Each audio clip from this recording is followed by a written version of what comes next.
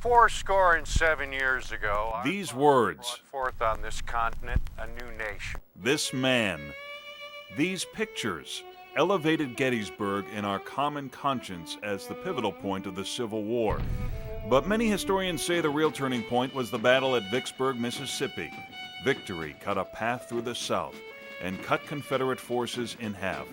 It was a campaign fought in large part by a little-known regiment from Rockford, the 93rd Illinois Volunteer Infantry, a group of farmers and young men looking for adventure. The 93rd Illinois in Illinois history is documented as the regiment that sacrificed the most lives in the Civil War. Okay, now that happens only when you confront the enemy quite a bit, which they did. John Huelskamp was inspired to research the 93rd when he discovered this gun at an antique shop just north of Barrington 27 years ago. He noticed an engraving on the handle, Colonel Holden Putnam. Huelskamp researched Putnam and visited his gravesite in Freeport. It said, "Thy name be thy epitaph." Felt a lot of empathy and figured the family would not have put that on his gravestone unless there was some significance to this man's life. In fact, Putnam led the charge in one of the bloodiest battles, Missionary Ridge near Chattanooga. Putnam led the 93rd up Tunnel Hill. It was a turning point for the Union. Huelskamp researched every detail for artist Keith Rocco.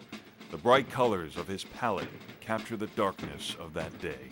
So to the shock of even Confederates in their journals, here comes an officer on a black horse, a striking individual. He shouts to his men, "Never forsake the colors," meaning, let's do it, boys. At that moment, he orders the charge. He was shot through the temple, fell off his horse, to the horror of everybody. When it was over, the 93rd suffered 93 casualties. But it helped the Union prevail in Chattanooga. The Union rode that wave through Atlanta to the Atlantic and sealed the Confederates' fate.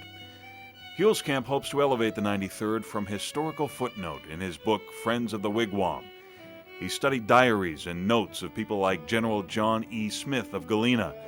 The general's great-great-grandson lives in Barrington, just 2 miles from Huelskamp.